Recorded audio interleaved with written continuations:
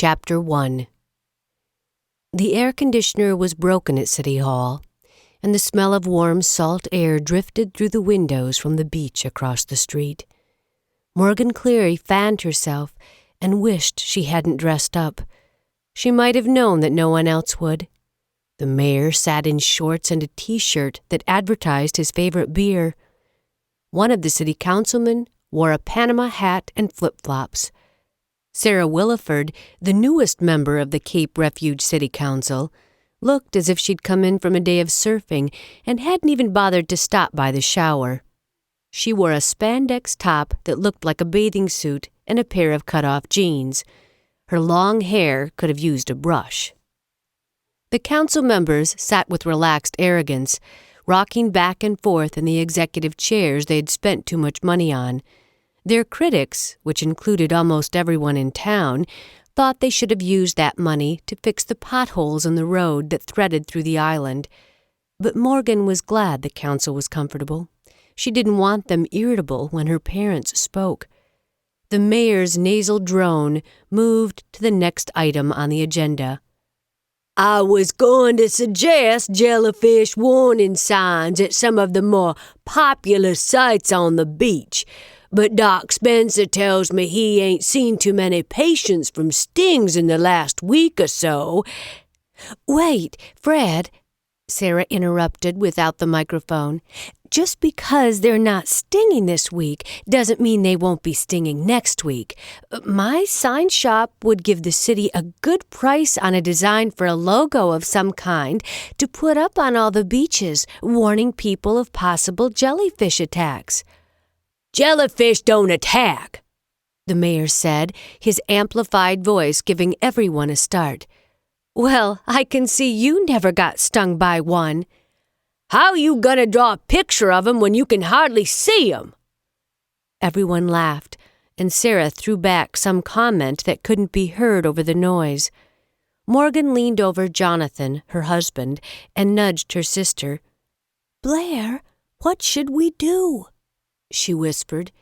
We're coming up on the agenda. Where are Mama and Pop? Blair tore her amused eyes from the sight at the front of the room and checked her watch. Somebody needs to go check on them, she whispered. Do you believe these people?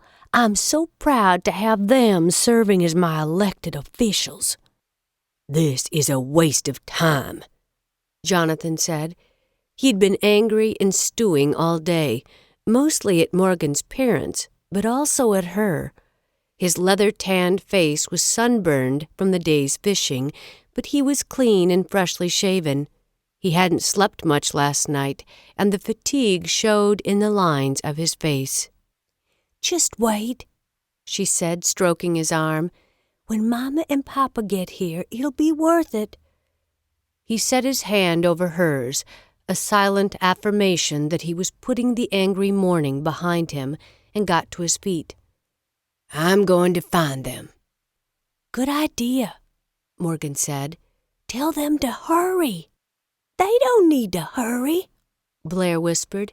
We've got lots of stuff to cover before they talk about shutting down our bed and breakfast. Shoot, there's that stop sign down at Pine and Mimosa, and Goodfellow's Grocery has a light bulb out in their parking lot. Now, before we move on, Fred Hutchins, the mayor, said, studying his notes as if broaching a matter of extreme importance, I'd like to mention that Chief Cade of the Cape Refuge Police Department tells me he has several leads on the person or persons who dumped that pile of gravel in my parking spot. A chuckle rippled over the room, and the mayor scowled. The perpetrator will be prosecuted. Blair spat out her suppressed laughter, and Morgan slapped her arm. Shh! Morgan tried not to grin. You're going to make him mad. I'm just picturing a statewide search for the fugitive with the dump truck, Blair said, on a gravel dumping spree across the whole state of Georgia. Morgan saw the mayor's eyes fasten on her, and she punched her sister again. Blair drew in a quick breath and tried to straighten up. "The Owenses still ain't here?" he asked. While Morgan glanced back at the door, Blair shot to her feet. "No, Fred, they're not here.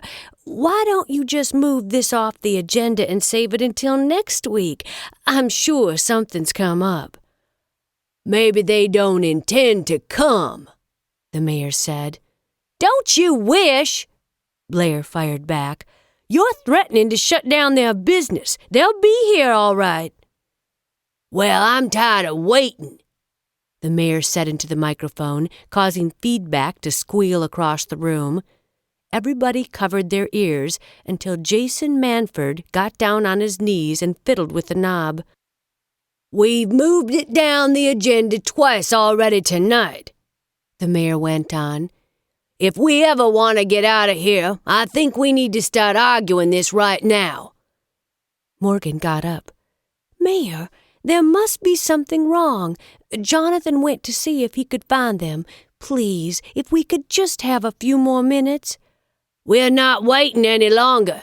Now, if anybody from your camp has something to say—" "What are you gonna do, Mayor?" Blair asked, pushing up her sleeves and shuffling past the knees and feet on her row. "Shut us down without a hearing? Well, that's not even legal. You could find yourself slapped with a lawsuit, and then you wouldn't even have time to worry about jellyfish and gravel. Where would that leave the town?"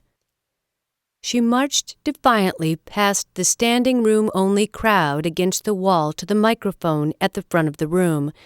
Morgan got a queasy feeling in her stomach. Blair wasn't the most diplomatic of the Owens family. She was an impatient intellectual who found her greatest fulfillment in the books of the library she ran. People were something of a nuisance to her, and she found their pettiness unforgivable. Blair set her hands on her hips. "I've been wanting to give you a piece of my mind for a long time now, Fred."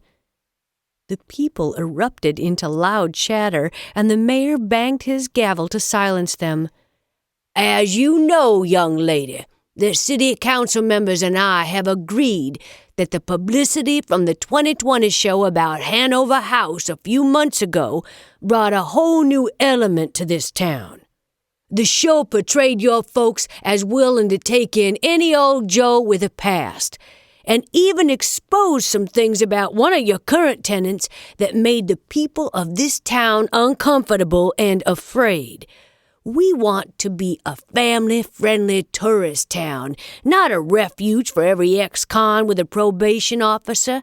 For that reason, we believe Hanover House is a danger to this town, and that it's in the city's best interest to close it down under Zoning Ordinance number 503.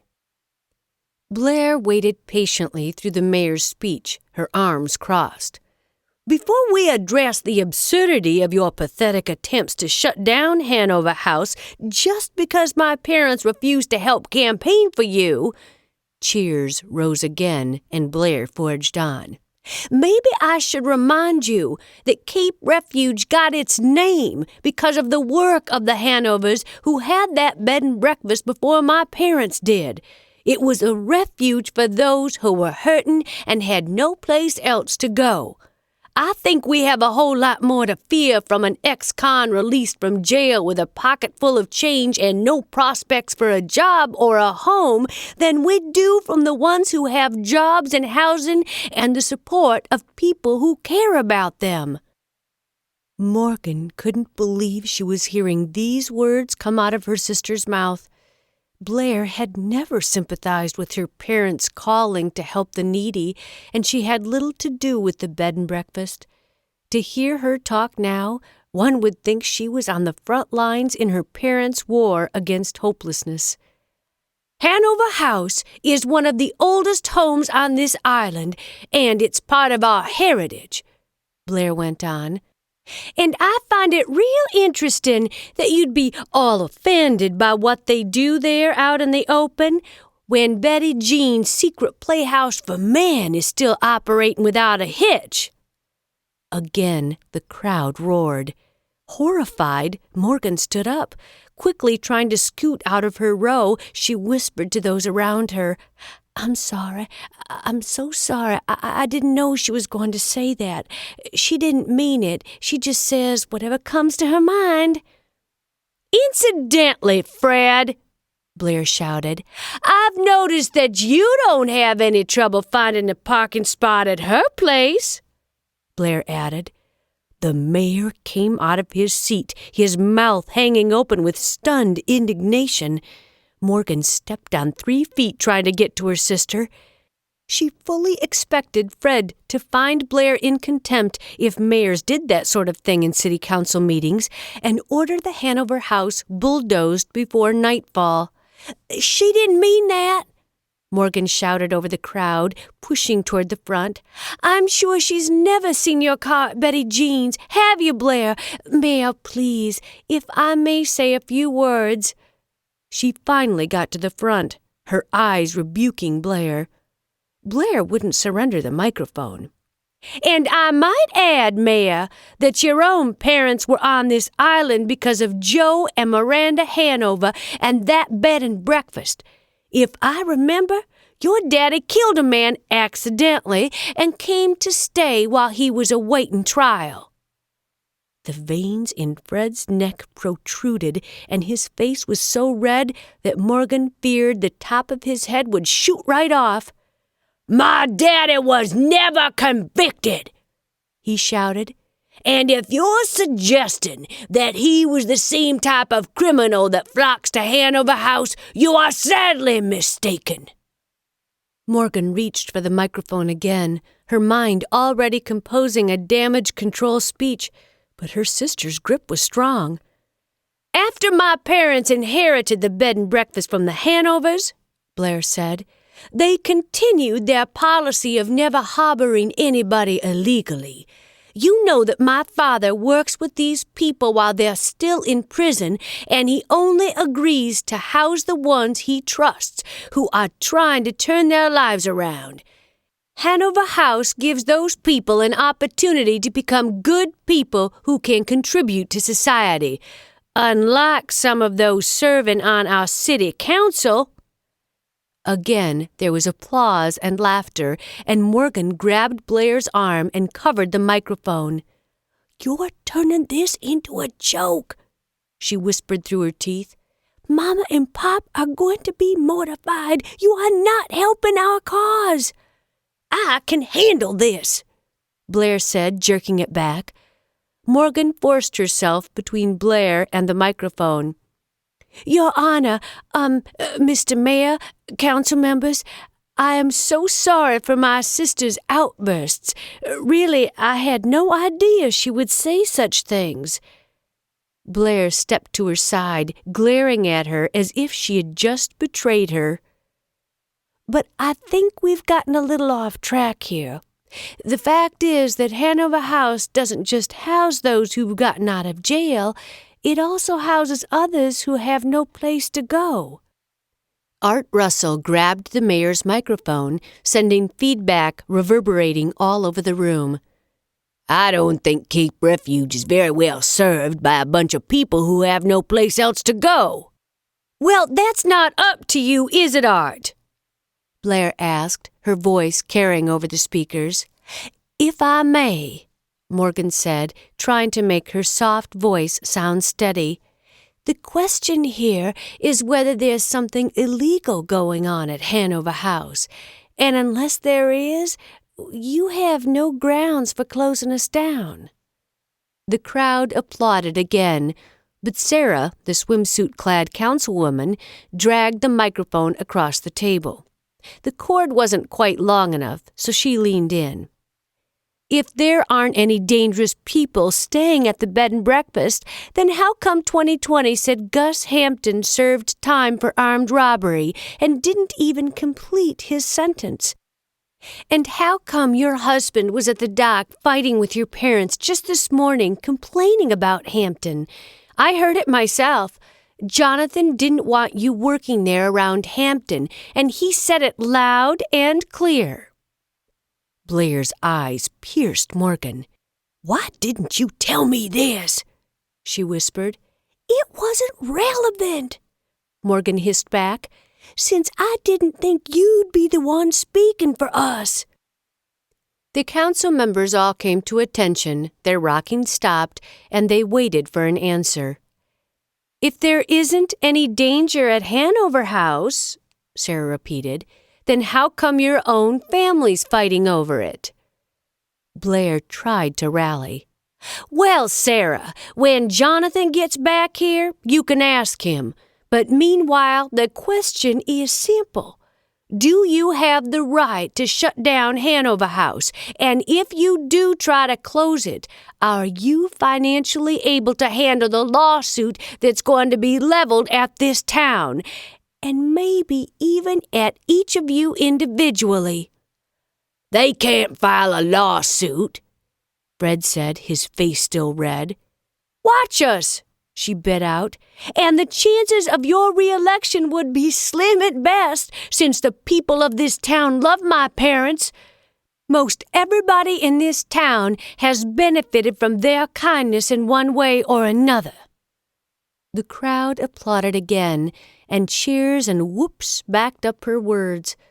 But Morgan realized that it wasn't the cries of the people that would decide the fate of Hanover House.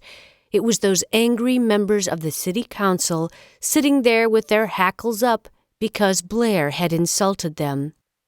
Some call that kindness, others call it naivete, the mayor said.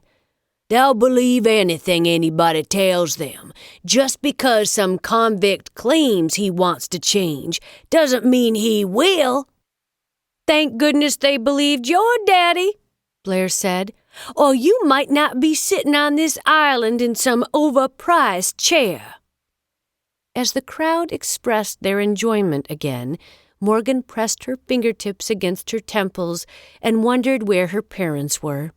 If they would just rush in right now and take over the microphone, she knew they could turn this around. While the mayor tried to get control of the crowd, Morgan looked fully at Blair, pleading for her to surrender the mic and not do any more harm. But Blair's scathing look told Morgan that her sister was in this to the end. The burn scar on the right side of Blair's face was as red as the mayor's face. It always got that way when she was upset, reminding Morgan of her sister's one vulnerability.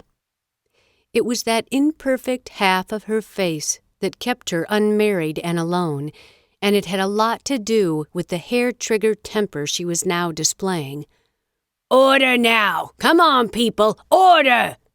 The mayor bellowed, banging his gavel as if he were hammering a nail. The sound of sirens rose above the crowd's noise, cutting across the mayor's words and quieting the crowd. Those on the east side of the building, where Morgan and Blair stood, craned their necks to see out the open window, trying to figure out where the fire trucks and police cars were heading. As one after another went by, sirens wailing and lights flashing, Morgan realized that something big must have happened. The island was small, and the sound of sirens was not an everyday occurrence. But now the sound of several at once could not be ignored. When the front doors of the room swung open, everyone turned expectantly.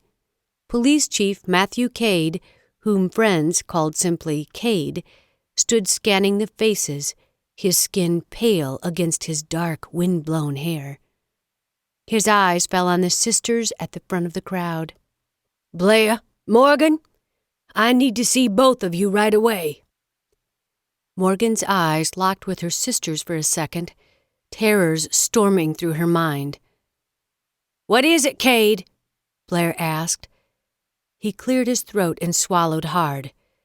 We need to hurry, he said, then pushed the door open wider and stood beside it, watching them, clearly expecting them to accompany him.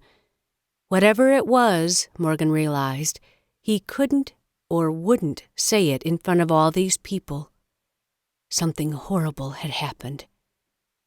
Melba Jefferson, their mother's closest friend, stood and touched Morgan's back. Oh, honey! Morgan took Blair's hand, and the now silent crowd parted as they made their way out. Cade escorted them into the fading sunlight and his waiting squad car.